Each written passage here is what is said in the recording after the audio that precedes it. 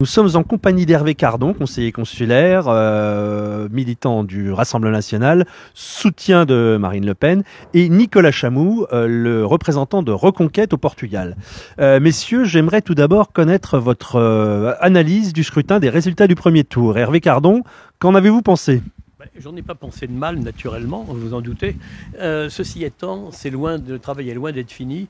J'en parlerai un petit peu plus tard, de façon plus détaillée, mais il y a beaucoup de travail. Il faut se retrousser les manches, rien n'est gagné, même si on a une chance de gagner. Voilà, donc c'est un premier... C'est comme au rugby, on a marqué l'essai, mais il faut maintenant le transformer. Voilà.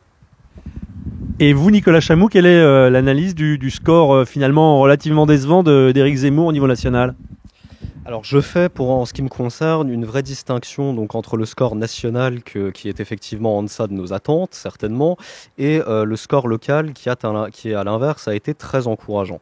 On a fait donc 18% au Portugal. Sur l'ensemble de la circonscription, nous sommes devenus le premier parti politique de droite. Donc au niveau local, c'est un vrai succès. Au niveau national, c'est effectivement beaucoup plus décevant. Je retiens de cette campagne que malgré tout, nous avons réussi à imposer au cœur des débats un certain nombre de thèmes qui sont devenus vraiment centraux dans cette campagne et qui ont forcé tous les candidats à prendre position par rapport à ça. Voilà. Et qu'est-ce qui explique qu'on vous ait tous les deux l'un avec l'autre ensemble ? Est-ce que les grandes manœuvres ont commencé en vue du deuxième tour ? Alors, il est temps qu'elles commencent, puisque je vous rappelle que c'est quand même que dans quelques jours, donc si elles ne commencent pas aujourd'hui... Alors, moi, ce que je voulais dire, j'ai fait une petite introduction, et après, Nicolas développera davantage, mais voilà pourquoi on est là aujourd'hui. Oui, voilà, je voulais dire que, mes amis, voilà, depuis dimanche, la victoire en chantant nous a ouvert la barrière. Bon, c'est une chance qu'il faut qu'on saisisse absolument. Souvenez-vous, et je dis souvenez-vous, de François Mitterrand qui a été élu à la 3e tentative, et grâce à toute l'union de la gauche, et avec un parti communiste qui n'était pas facile comme allié. Bon, donc la victoire, elle est possible qu'à une seule condition, et c'est la raison pour laquelle on est là, et je vais y insister. Elle est possible à une condition, c'est qu'on fasse l'unité de toutes les familles de la droite nationale. Et c'est pour ça que là, on est tous unis aujourd'hui avec Nicolas Chamou, donc de Reconquête, pour dire que l'unité, elle est à la fois bénéfique, elle est nécessaire et elle est légitime. Voilà.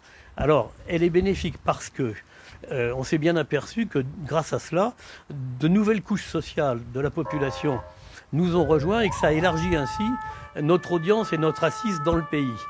Elle est légitime aussi, quoi qu'on puisse en penser certains, hélas, parce que dans le fond, il n'y a pas énormément de différences. Il y a quelques divergences, plutôt de sentiments, je dirais, de feeling, d'analyse entre nous, mais dans le fond, rien ne nous oppose vraiment sur le fond. Il faut vraiment bien marteler ça, qu'on en soit bien conscient. Ce serait une grosse erreur de s'égarer dans des querelles de boutique ou d'arrière-boutique.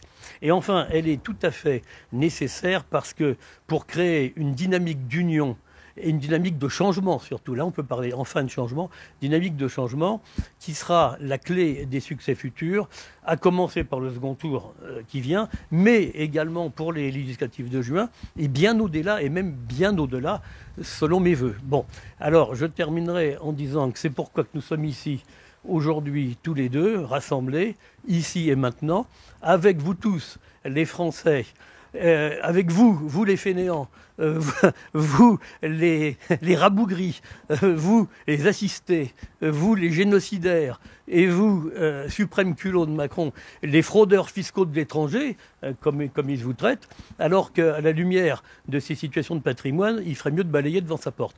Et je terminerai en disant, au nom de vous tous, les Gaulois réfractaires, prenez garde, monsieur Macron, car à présent, les Gaulois sont dans la plaine en ordre de bataille. Voilà. Nicolas Chamou, vous confirmez cette union, cette nécessité de l'union ? Oui, alors en ce qui me concerne, oui, pour ce second tour, j'appelle clairement nos adhérents et même l'ensemble des Français en France et dans notre circonscription à prendre leurs responsabilités et à voter pour Marine Le Pen. Je le dis clairement, il faut savoir à un moment donné éviter le pire. Le pire, en ce qui me concerne, serait un second mandat d'Emmanuel Macron. Nous l'avons vu à l'œuvre au cours des 5 dernières années. Ça a été le président de la division, ça a été le président de l'insécurité, ça a été le président de la mauvaise gestion des crises, qu'elles soient sociales ou sanitaires, et ça a été finalement le président le plus méprisant de la Ve République vis-à-vis de l'ensemble du peuple français. Il est temps que cela cesse. En ce qui concerne, si vous voulez, Madame Le Pen, sans, si vous voulez, passer outre nos quelques différences de fond, nos quelques divergences, Madame Le Pen reste une candidate de la droite patriote. Nous sommes un parti de la droite patriote. L'union des droites est par ailleurs au cœur du projet de notre parti. Il s'agit aujourd'hui de la mettre en œuvre, en tout cas en ce qui concerne ce second tour. Je finirai si vous voulez, en disant qu'il faut bien que les Français prennent conscience, pour ceux qui seraient tentés, soit par l'abstention, soit par le vote blanc le 24 avril, toute abstention, tout vote blanc reviendra à voter pour Emmanuel Macron. Donc encore une fois, j'appelle les Français à prendre leurs responsabilités, qu'ils n'oublient pas non plus qu'ils ont un vrai choix civilisationnel à faire. Il s'agira de choisir entre la France et le mondialisme et l'Europe. Voilà. Merci messieurs, on a bien compris que l'union était en route entre vous, entre vos partis, et d'ailleurs on indique dans l'article qui accompagne cette interview des réunions publiques que vous tiendrez conjointement. La French Radio, Portugal.